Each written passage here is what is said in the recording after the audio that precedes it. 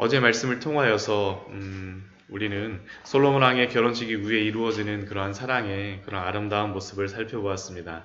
그러나 우리가 결혼 생활을 하게 되면 그 생활이 항상 아름답고 기쁘지만은 않은 것을 어느 순간 우리는 발견하게 됩니다.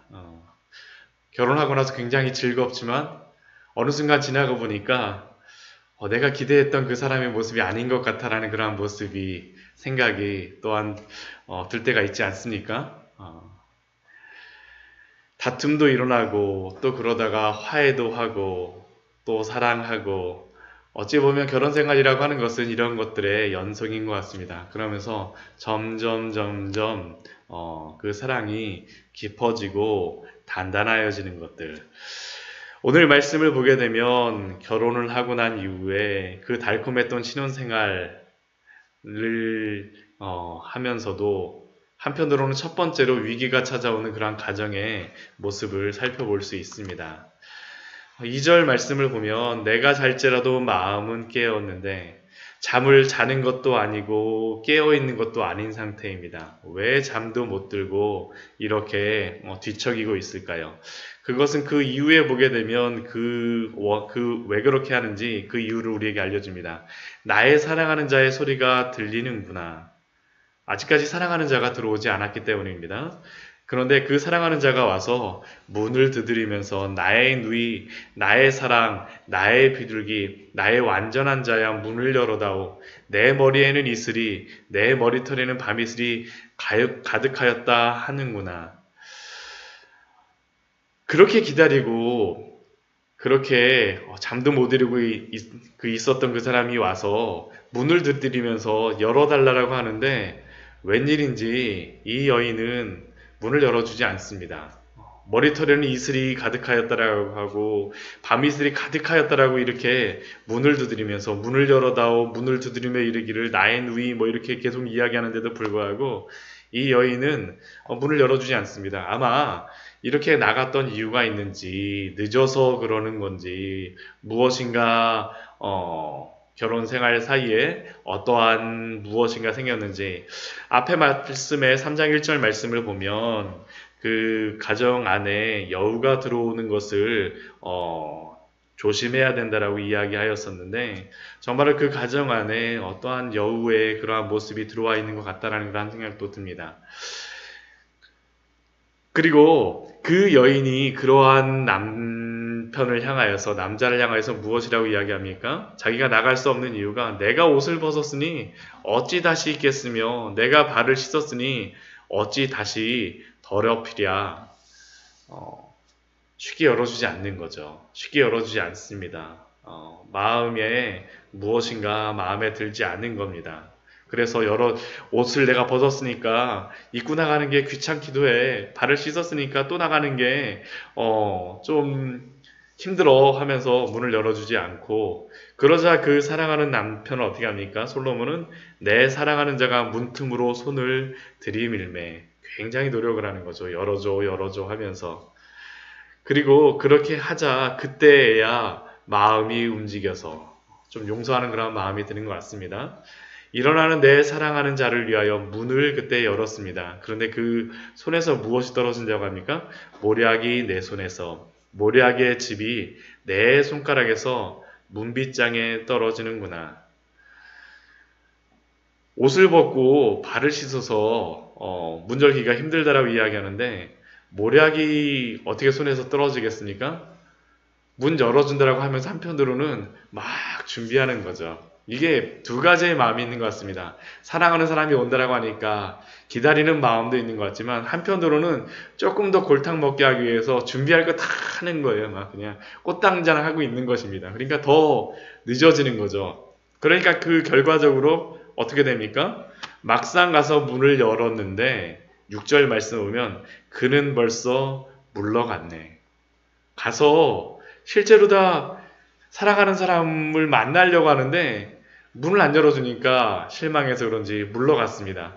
그러니까 이 여인의 그러한 상황이 무엇입니까? 내 혼이 나갔구나. 진짜 멘붕입니다, 멘붕. 그 이후서부터 나오는 그러한 것들을 보게 되면 내가 그를 찾아도 못 만났고 불러도 응답이 없었노라. 앞에 3장에서 그 여인이 결혼하기 전에 그 불안한 마음으로 그 남자를 찾아다녔는데 이번에는 결혼하고 난 이후에 어떻게 보면 가정 사이에 들어온 그런 위기 상황으로 인하여서 그 남편이 없자 이 여인이 다시 한번 혼이 나갔다라고 하면서 또다시 찾아다니는 겁니다. 그리고 7절 말씀 오면 성 안에 순찰하는 자들을 만나갖고 물어보는데 그전에는 잘 가르쳐주더만 이번에는 왜 그런지 모르겠는데 나를 쳐서 상하게 하였고 또 성벽을 파수하는 자들이 있어서 물어보았는데 그들은 나의 겉옷을 벗어서 가져가 버렸도다. 어떻게 보면 자신의 남편을 찾아다니면서 험한 일을 당한 그러한 상황을 지금 이야기하고 있습니다. 그러자 이 여인이 이번에는 하다 못하니까 어떻게 합니까? 예루살렘 딸들에게 부탁합니다. 예루살렘 딸들아, 너희에게 내가 부탁한다. 너희가 내 사랑하는 자를 만나거든 내가 사랑함으로 병이 낫다고 하려무나. 자신이 어쩌면 자신의 그러한 이기적이고 마음에 들지 않는 것 때문에 문을 열어주지 않아갖고 그 남편이 다른 데 가버리니까 이제 또다시 병이 난 겁니다. 그런데 9절 말씀이 참 재미있는 것 같습니다.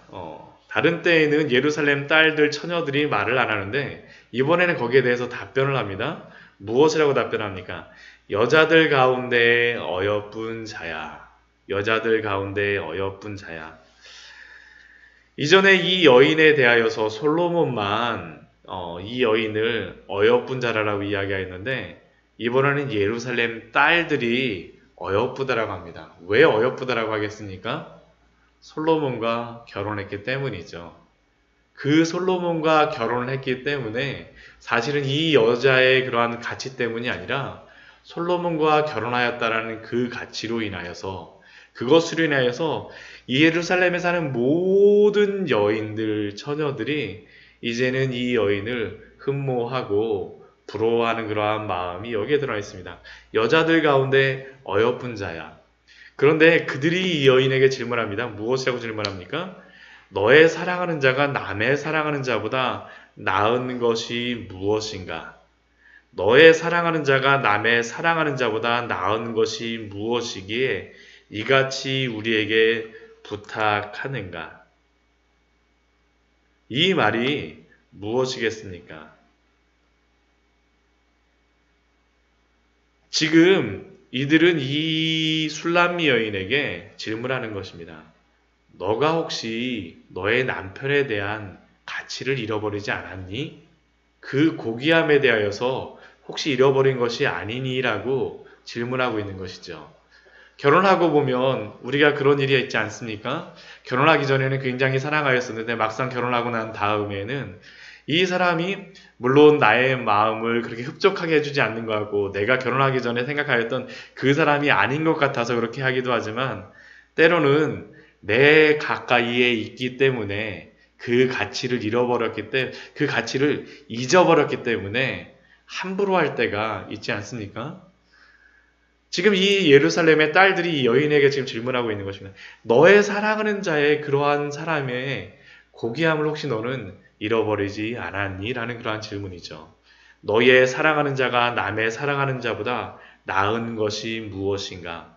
너의 사랑하는 자가 남의 사랑하는 자보다 나은 것이 무엇이기에 이같이 우리에게 부탁하는가? 그 남자에 대한 그러한 모습을 다시 한번 떠올리게 하는 겁니다. 질문하게 해보는 것입니다. 그때야 이제 이 여인이 하는 것이 무엇입니까? 자신이 결혼하였던 그 남편이 누구인지에 대하여서 생각하죠.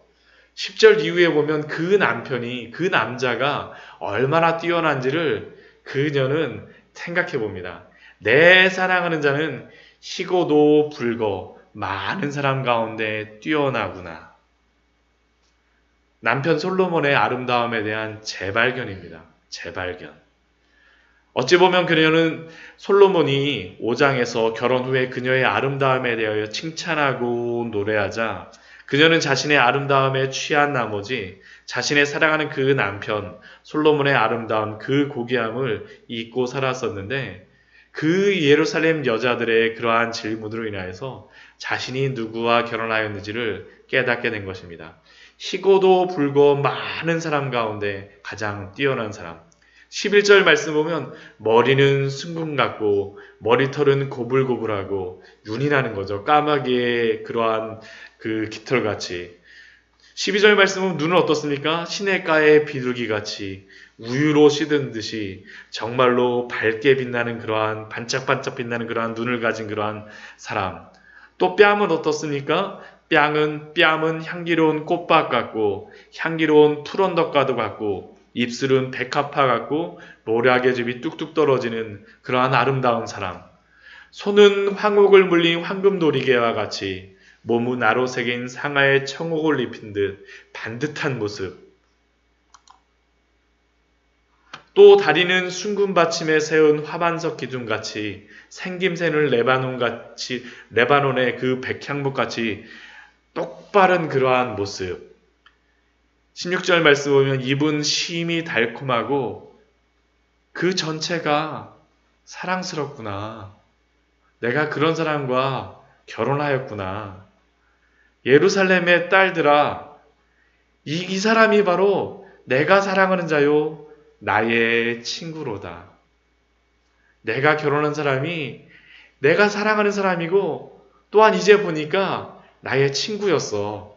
예전에는 이 사람이 나에게 그냥 멀리 있는 사람 같았었는데 이제는 나의 친구로구나라는 고백이 바로 오늘의 시입니다.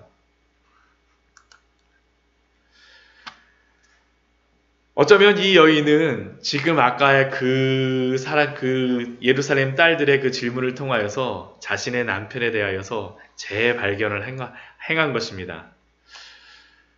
혹시 우리는 오늘 말씀을 통하여서 우리들에게도 또한 우리도 질문해 보아야 합니다. 혹시 우리는 술람미 여인과 같이 결혼한 후에 자신의 그 난군이자 남편인 솔로몬의 그 고귀한 그 가치를 잃어버린 것 같이 우리도 예수 그리스도의 그 아름다움을 망각하지 않았습니까? 요한계시록 2장 말씀을 보게 되면 마지막 7교회에 대하여서 예수님께서 말씀하시며 그 첫 번째 교회에 대하여서 말씀하시는 그러한 말씀이 있었죠. 요한계시록 2장 2절서부터 4절까지의 말씀에서 그 첫 번째 교회였던 에베소의 교회를 그렇게 칭찬을 예수님께서 하십니다. 내가 내 행위와 수고와 내 인내를 알고 또 악한 자들을 용납하지 아니한 것과 자칭 사도라 하며 아닌 자들을 시험하여 그의 거짓된 것을 내가 드러낸 것과 또 내가 참고 내 이름을 위하여 견디고 게으르지 아니한 것을 아노라. 굉장히 수고하고 인내하고 올바른 진리를 위하여서 참아내고 진리를 수호하고 예수 그리스도의 이름을 위하여서 견디고 게으르지 아니하였던 이 에베소 교회. 그러나 예수님의 그러한 책망이 무엇이었습니까? 그러나 너를 책망할 것이 있나니 너의 처음 사랑을 버렸노라. 에베소 교회는 너무나도 좋은 열매와 너무나도 좋은 신앙의 그러한 모습을 가졌음에도 불구하고 태도가 있었음에도 불구하고 예수 그리스도에 대한 그 처음 사랑을 내어버린 것입니다. 어찌 보면 술람미 여인이 솔로몬 왕가의 그 처음 사랑, 그 아름다운 그 섬김을 잃어버린 것처럼 혹시 우리들도 예수 그리스도의 그 처음 사랑을 잃어버리지 않았습니까? 에베소 교회가 이러한 것처럼 어느 순간 더 이상 예수 그리스도를 만나는 그 기쁨이 이제는 우리의 일상 속에서 평범한 것으로 변하여 버리지 않았는지 우리는 스스로에게 한번 질문해 보아야 합니다. 이전에는 예수 그리스도의 그 십자가와 그 은혜로 인하여서 그 기쁨을 주체할 수 없었는데 이제는 이러한 기억들은 먼 옛날의 기억으로만 남아있지 않습니까? 우리는 이 첫사랑을 회복해야 합니다. 예수님은 이러한 때마다 우리에게 질문하시죠.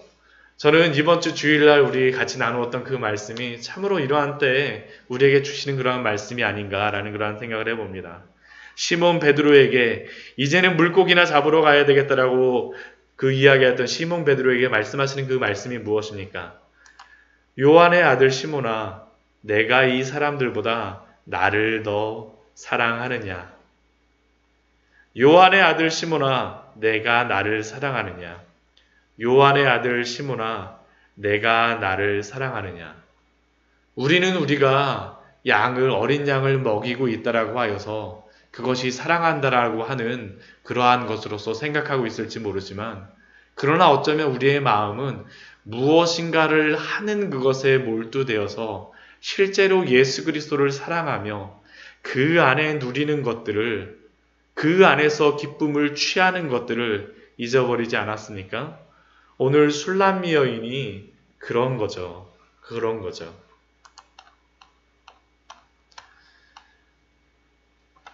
우리 요한일서 1장 우리 말씀에 보게 되면 사도 요한은 이렇게 기록을 하고 있습니다. 우리 요한일서 우리 말씀을 한번 찾아보도록 할까요? 요한일서 1장 말씀입니다. 요한일서 1장 우리 1절서부터 우리 4절까지의 말씀을 우리 같이 한번 읽어보았으면 좋겠습니다. 요한일서 1장에서 4절의 말씀입니다. 1장 1절서부터 4절의 말씀입니다. 같이 한번 읽어보겠습니다. 태초부터 있는 생명의 말씀에 관하여는 우리가 들은 바요, 눈으로 본 바요, 자세히 보고 우리의 손으로 만진 바라.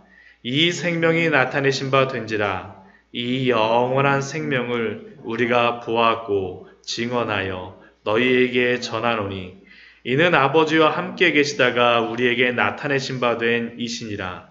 우리가 보고 들은 바를 너희에게 전함은 너희로 우리와 사귐이 있게 하려 함이니 우리의 사귐은 아버지와 그의 아들 예수 그리스도와 더불어 누림이라. 우리가 이것을 씀은 우리의 기쁨이 충만하게 하려 함이라. 사도 요한이 우리에게 전해주고 싶은 게 무엇입니까? 태초부터 있는 그 생명의 말씀, 예수 그리스도죠. 근데 사도 요한이 누렸던 것이 무엇입니까? 사도 요한은 정말로 예수님과 함께 진짜 예수님의 말씀을 직접 듣고 직접 눈으로 보고 진짜 자세히 보면서 예수님과 실제로 손으로도 만지고 얼마나 친근합니까? 우리는 예수님을 듣고 보고 정말로 손으로 직접 만져보았어. 이 생명이 우리에게 나타났었는데 이것을 우리가 보았고 이것을 너에게 전하고 싶다라는 게 바로 사도 요한의 고백이죠. 이것이 우리에게 나타낸 바 된지라. 그래서 우리가 보고 들은 바를 너희에게 전하는 것은 이유가 무엇입니까? 3절 말씀 보면 너희로 우리와 사귐이 있게 하려 함이니.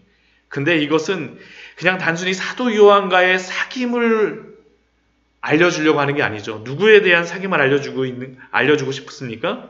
우리의 사귐은 아버지와 그의 아들 예수 그리스도와 더불어 누림이라. 누리는 것이죠. 누리는 것이죠. 정말 예수 그리스도 안에서 누리는 것들. 술람미 여인은 솔로몬 왕이 옆에 있었을지 모르겠지만 누리지 못한 것 같아요. 누리지 못하였던 그러한 것들. 그 사도 요한이 우리에게 알려주고자 하는 것들, 예수 그리스도와 더불어 누리라. 우리가 보고 듣고 실제로 누렸던 그러한 것들 너희들도 누리기를 원하노라. 그래서 원하는 것이 무엇입니까? 우리가 이것을 씀은 우리의 기쁨이 충만하게 하려 함이라. 그 안에 있는 기쁨을 누리는 것들. 우리가 예수 그리스도를 믿는다라고 하는 것은 바로 이러한 것이 아닙니까? 그냥 교회에 왔다 갔다 하는 것이 아니라 예수 그리스도 안에 있는 그 참된 기쁨, 사귀어감들, 정말로 이 사도 요한이 누렸던 것 같이 이렇게 누리는 것들, 단순히 결혼생활 하는 것, 혼인신고 한 것으로만 만족하는 것이 아니라 정말로 예수 그리스도 안에서 그 안에 있는 참된 기쁨을 누려가는 것이 바로 우리에게 이 아가서의 말씀을 통하여서 우리에게 말씀하여 주시는 것이 아닌가라는 그런 생각이 듭니다. 사랑하는 성도 여러분, 정말로 이러한 기쁨이 우리 안에 넘치기를 축원드립니다. 정말로 이러한 기쁨이 있기를 소원합니다. 예수 그리스도를 그냥 아는 것으로 끝나는 것이 아니라 지식을 충만하게 가지는 것으로 그냥 끝나는 것이 아니라 그 안에 누리고 사귀고 그 기쁨을 충만하게 누림으로 말미암아 날마다 예수 그리스도를 발견하시는 누리시는 우리 귀한 성도님들 되시기를 축원드립니다. 그렇게 살아갈 때 전도가 되지 않겠습니까? 그게 바로 전도죠. 그렇게 전도죠. 우리 같이 기도하도록 하겠습니다.